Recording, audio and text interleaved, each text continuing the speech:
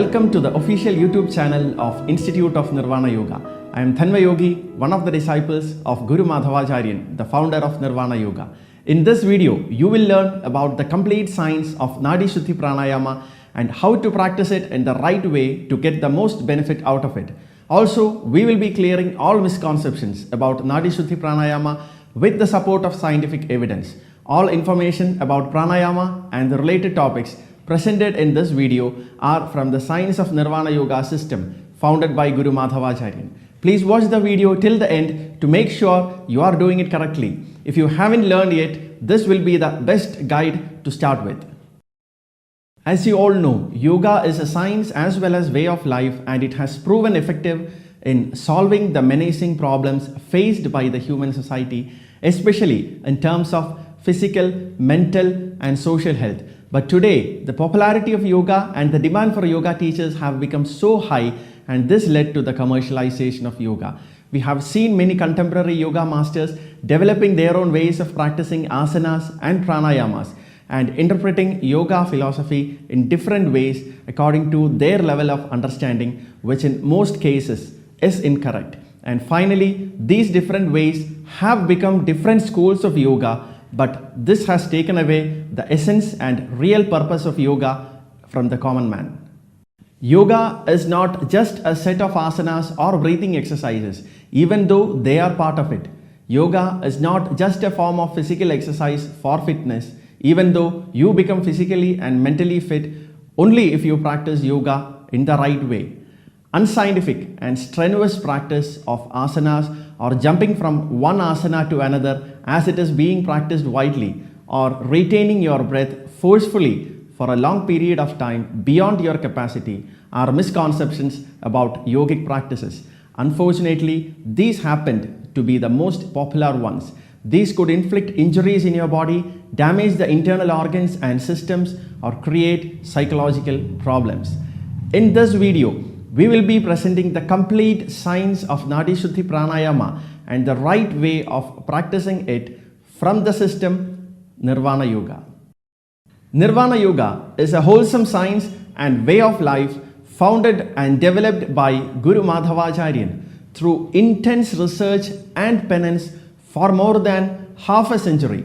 Through this science, Guruji reveals the complete knowledge about the human system, the three bodies, the physical, energy and causal bodies, all about the soul, its origin, evolution and the ultimate aim of its journey, the mind, consciousness and much more. It reveals much more than what we know today about yogic practices and its physiology.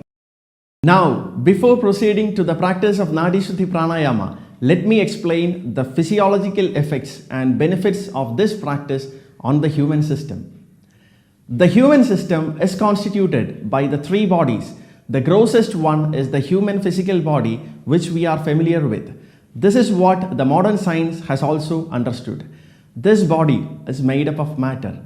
Atoms conglomerate to form various chemicals. When they join together, they form molecules, cells, tissues, and organs. Their functions are controlled by electrical and chemical or hormonal mechanisms to bring about movement and action in every cell. These follow certain well-defined laws of creation. All the life processes happen in your physical body only because there is a soul in it. The soul is not something which stays in some part of your body like the forehead or the heart. It is spread throughout your body through a network of 100,008 channels of vital energy. These channels are called yoga nadis, through which prana flows. They are not part of your physical body and they are not made up of matter. They are energy channels that cannot be viewed under a microscope. But you will be able to feel it in the form of sensations if you practice the special techniques of Nirvana Yoga like Kalkaraiki and Amasana meditation. The yoga nadis, chakras, pranas, agnis and the Sahasrara region constitute your energy body or Sukshma Sharira. The energy body is subtler than the physical body.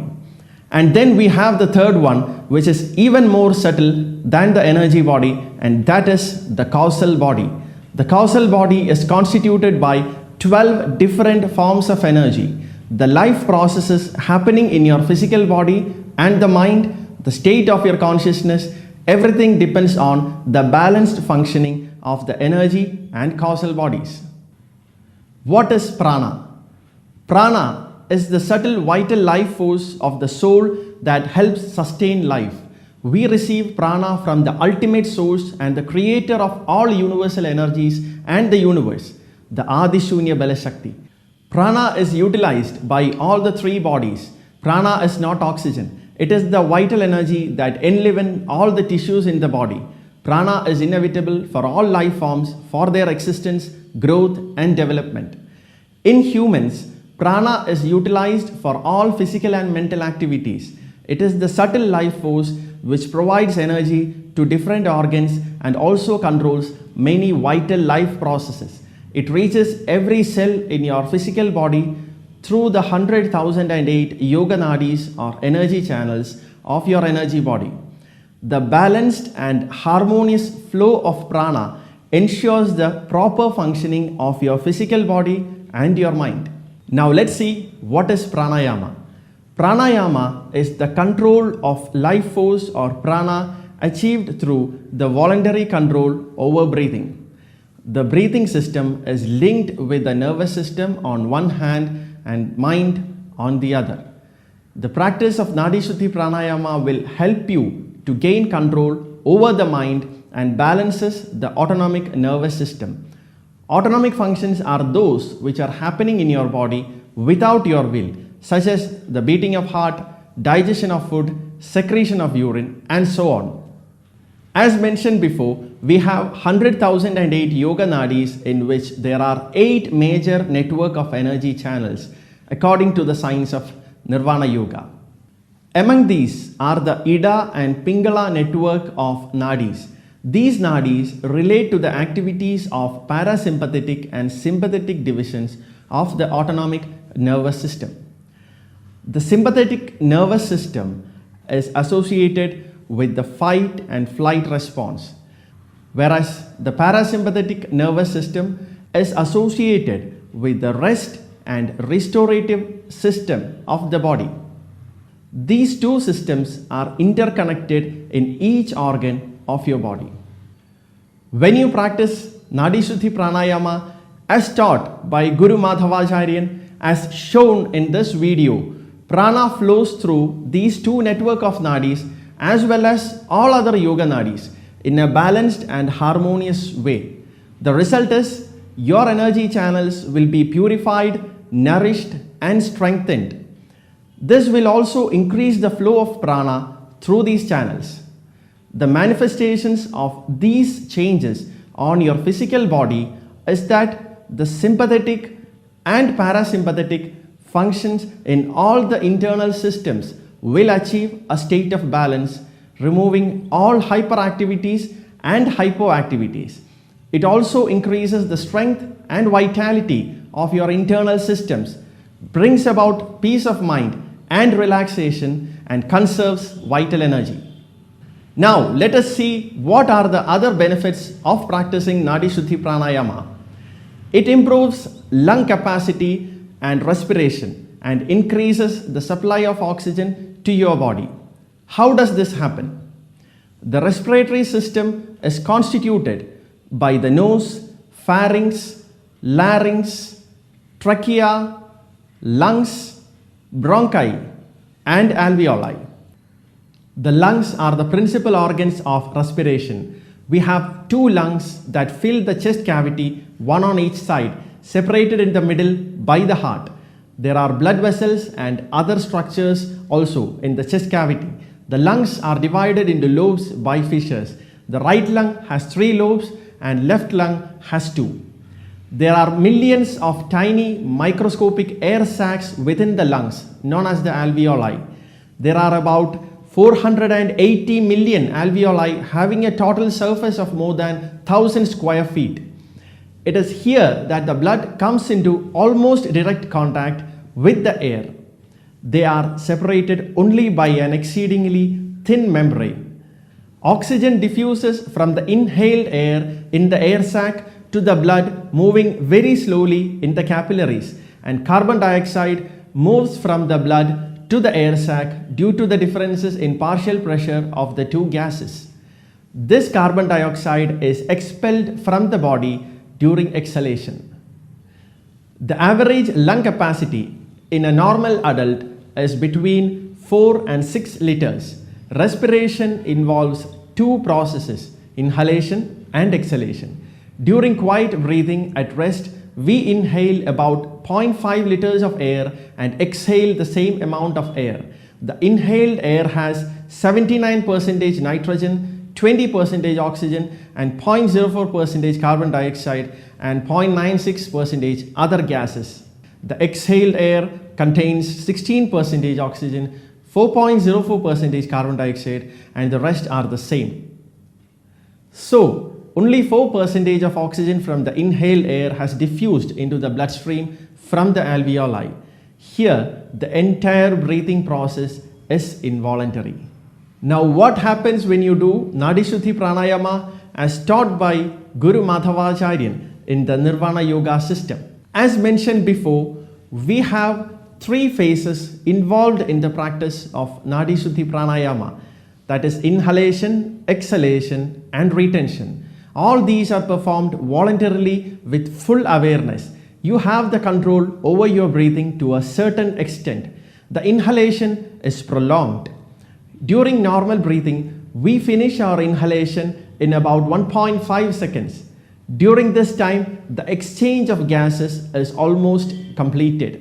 In Nadi Shuddhi Pranayama, the inhalation is a slow, deep, and prolonged process. All the lobes of your lungs are brought to utilization. The air sacs are stretched maximum by our strong voluntary control. And so, the volume of inhaled air increases to about 4 to 5 times than normal breathing. And the volume of blood reaching the lungs also increases. During the process of retention of breath, more oxygen diffuses into the bloodstream than the normal breathing cycle. Carbon dioxide is expelled from the body during slow and controlled exhalation. After exhalation, we will not feel the need for taking in air for some time when you practice regularly. This practice slows down energy expenditure and reduces metabolic rate. It improves the healing process of ailments, if any, and increases the vitality of your organs and systems. Researchers have shown that the regular practice of Nadi Shuddhi Pranayama improved the health of our heart significantly. But if you are suffering from any heart diseases, you should not practice retention of breath. The practice of Nadi Shuddhi Pranayama helps to relieve stress and anxiety, slows down uncontrolled mental activity, induces relaxation, helps to develop inner awareness, and prepares you for meditation. It also increases concentration, memory, and willpower. This is very important for people belonging to all age groups. You can do Nadi Shuddhi Pranayama from 8 years of age onwards. This, along with certain other yogic techniques of Nirvana Yoga, will help children cope up with the physical and psychological changes associated with adolescence. Usually, teens experience hormonal changes, mental stress, emotional outbursts, and lack of concentration. All these disturbances will affect the level of consciousness in children, which instigate them to engage in unhealthy living habits and immoral activities. So, it is very important to practice Nadi Shuddhi Pranayama from this age onwards to balance and cope up with all these changes, so that right from this age onwards, the energies of children are channelized positively and develop good habits, positive health, concentration, and mental stability. The practice of Nadi Shuddhi Pranayama helps to develop immunity and balance the hormonal system of your body. It enhances increased flow of prana and develops the ability of yoga nadis to withstand the increased flow of spiritual energy. At the causal level, the practice of Nadi Shuddhi Pranayama helps to purify the energy constituents of the causal body. Hence, the regular practice of Nadi Shuddhi Pranayama is very important for your physical and mental health. Now let us clear the misconceptions. Most of you might have practiced Nadi Shuddhi Pranayama with a particular time ratio. The most favored view is to have the proportion of 1:4:2. That is, for example, if you inhale in 4 seconds and then you have to hold for 20 seconds and then exhale in 8 seconds. There are other variations also, like the 1:2:2 and so on. And there is no mention about retention after exhalation, which should be the most important phase of the practice. You should never do Nadi Shuddhi Pranayama this way. It may adversely affect your health in the long run. Why? Because each individual has different breathing capacity. After a deep and full inhalation, you are giving sufficient time for the exchange of gases in the lungs. After a few seconds, you might feel the need to exhale to expel carbon dioxide from the body and more oxygen intake. This is because the chemoreceptors located in the medulla oblongata are sensitive to the amount of carbon dioxide in the blood, and the increasing concentration of carbon dioxide in the blood stimulates these chemoreceptors, which in turn send impulses to the respiratory center. Now, the respiratory center should start exhalation. If you stop this process through your voluntary control, your body will be running short of oxygen and you will feel exhausted after the practice, which is not the desired result of pranayama. Instead, you should feel relaxed and energetic through the right way of practice. It conserves energy.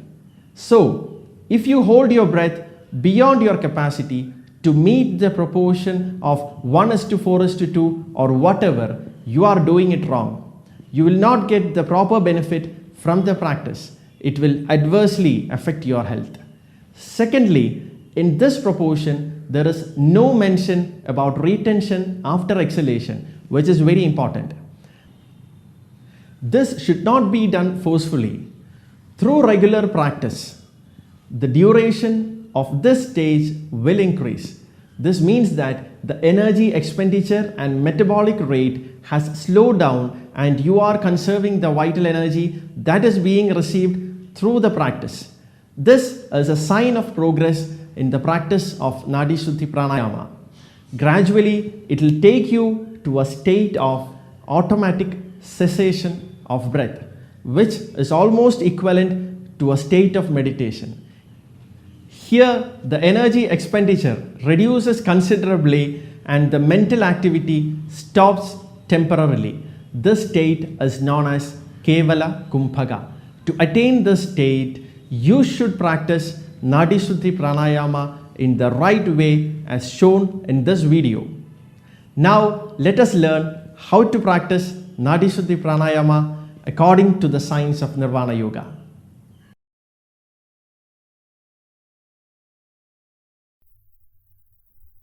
Wear light-colored, loose cotton dresses while practicing.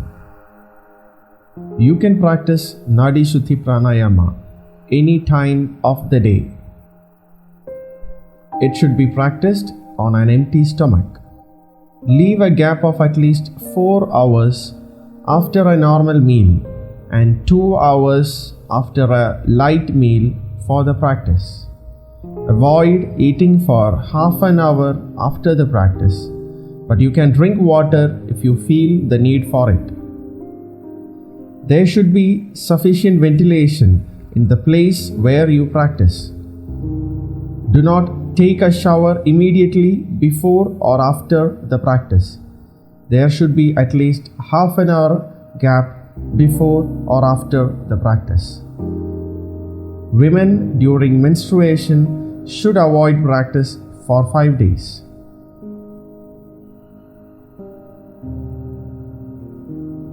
Sit comfortably in Sukhasana, Padmasana,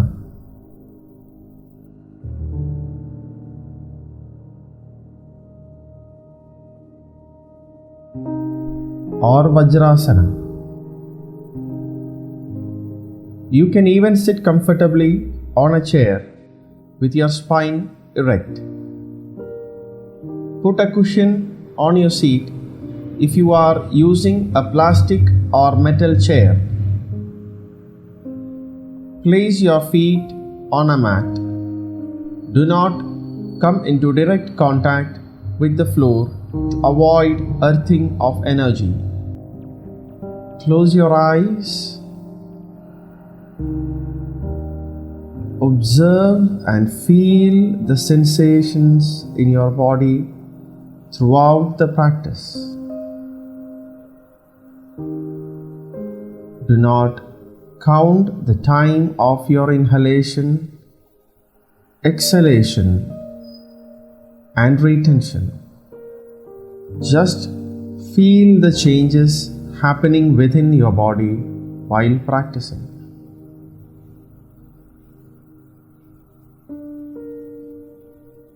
Now, keep your eyes closed and bring your awareness to your body.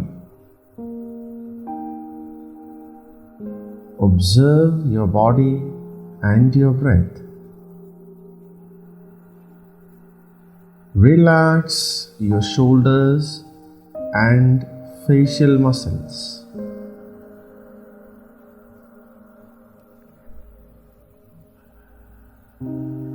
The diaphragm, abdominal muscles, and intercostal muscles are the 3 sets of muscles involved in normal breathing at rest. During inhalation, the diaphragm contracts and enlarges the chest cavity vertically from above downwards. So, your abdomen moves outwards during inhalation and inwards during exhalation. This is the correct breathing pattern. In yogic deep breathing, the clavicular muscles along with the shoulder girdle muscles are also used, which expands the chest in the upward direction and helps you to bring into utilization the upper lobes of the lungs. Contraction of intercostal muscles causes elevation of the ribs to expand the chest in the forward and outward direction. Now, with full awareness of your body and breathing, inhale deeply and exhale slowly.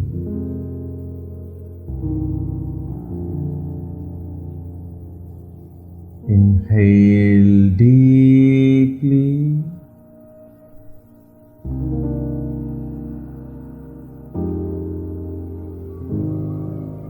exhale slowly.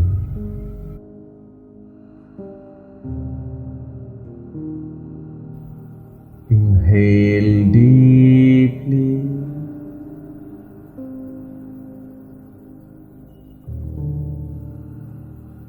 Exhale slowly.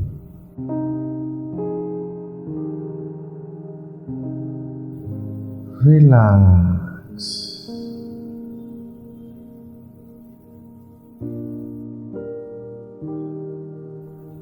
Now adopt Nasika Mudra with your right hand. The left hand should be resting on your left thigh or knee, with your palm either facing upwards or downwards. You can also adopt Chin Mudra with your left hand. Now gently close your right nostril with your thumb and start inhaling through your left nostril. Inhalation should be slow, deep, and rhythmic. After full inhalation, close your left nostril with your ring finger and little finger and start exhaling slowly through your right nostril. You should take a longer time for exhalation than inhalation.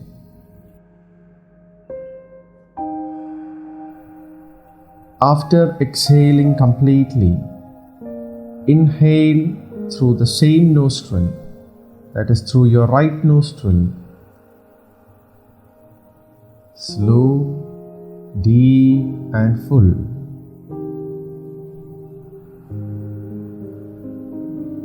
Then gently close your right nostril with your thumb and exhale slowly through your left nostril, slower than inhalation.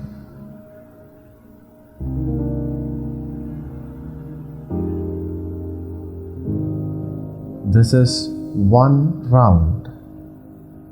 Again, slowly inhale through your left nostril to start the second round.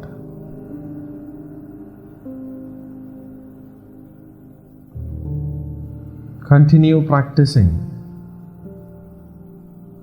Do not bend your back or neck or raise your shoulders during the practice.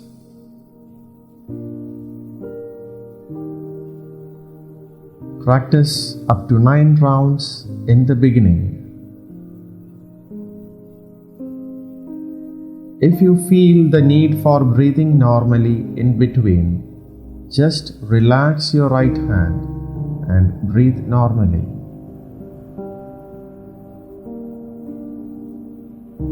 And continue the practice when you are ready for it.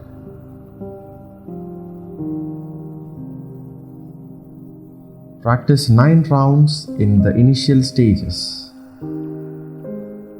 After a few days, increase the number of rounds to 18. After practicing 18 rounds for a few more days, increase the number of rounds to 27.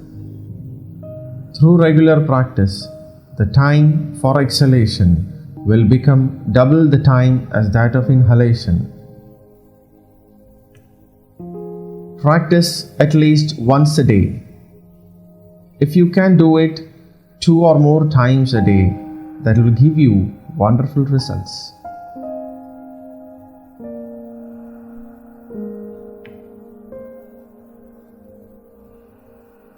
If you are a healthy individual and do not have any physical or mental ailments in particular, you can practice retention or holding of breath according to your capacity.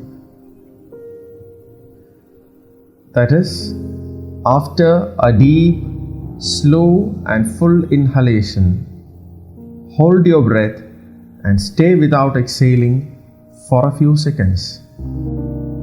This retention is called Antarkumbhaka. Do not force yourself or go beyond your capacity. When you feel the need for exhaling, you should exhale slowly. After a full exhalation, gently hold and stay without inhaling until you feel the need for it. This retention is called Baharkumbhaka. Again, do not go beyond your capacity. When you feel the need for breath, start inhaling slowly.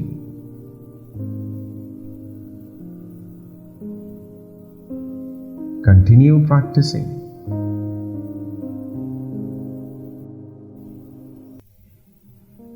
Antarkumbhaka should not be too long, because after the gaseous exchange is complete, you should expel carbon dioxide from your body.